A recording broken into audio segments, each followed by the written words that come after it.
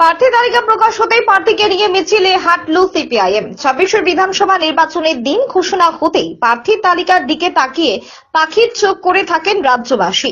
আর আজ সোমবার বিকেল নাগাদ প্রথম প্রার্থী তালিকা প্রকাশ করেন সিপিআইএম। সিপিআইএম এর বর্ধমান দক্ষিণের প্রার্থী হন ইছুলাবাদ হাই স্কুল শিক্ষক সুদীপ্ত গুপ্ত।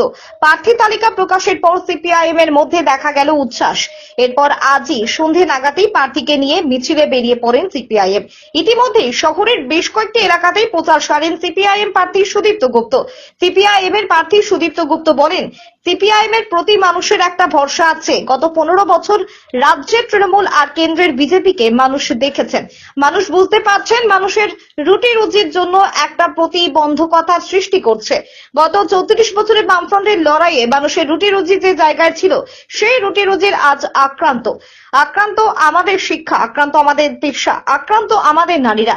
সেই শিক্ষা সম্মানকে ফিরিয়ে নিয়ে আসায় বামফ্রন্টের মূল লক্ষ্য বলে জানান তিনি। বর্ধমান থেকে সঞ্জিত কোটির রিপোর্ট, বর্তমান পত্রিকা ডিজিটাল। মিছিল তো আমাদের প্রচারে প্রথম দিন থেকে আমাদের পার্টি প্রার্থী ঘোষণা করেছে। আমরা চাই শেষ দিন পর্যন্ত আমরা লড়াইয়ের ময়দানে থাকি এবং আজকের পরিস্থিতিতে দাঁড়িয়ে আমরা মনে করি যে আমাদের পক্ষে একটা পজিটিভ, এই মুহূর্তে মানুষের পক্ষে একটা পজিটিভ দিক আছে। কারণ মানুষ বিজেপি, দেশের ক্ষেত্রে বিজেপি এবং রাজ্যের ক্ষেত্রে তৃণমূলকে লাস্ট 15 বছর দেখছে।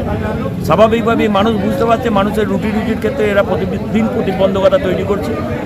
34 বছরে বামফ্রন্ট শাসনে মানুষের রুটি রুজির লড়াই যে জায়গায় ছিল, আজকে রুটি রুজি আক্রান্ত আমাদের শিক্ষা, আক্রান্ত আমাদের পেশা, আক্রান্ত আমাদের নারীরা।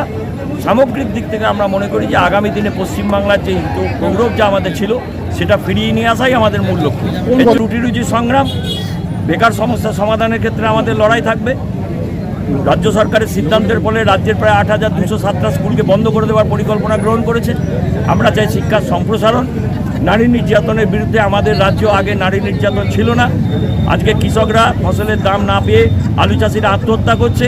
পশ্চিমবাংলায় এটা ছিল নজিরবিহীন। তাই আমরা মনে করি যে সমস্ত মানুষের স্বার্থে আগামী দিনের যে লড়াই, সেই লড়াই আমরা পার্টির নেতৃত্বে এগিয়ে নিয়ে যেতে চাই।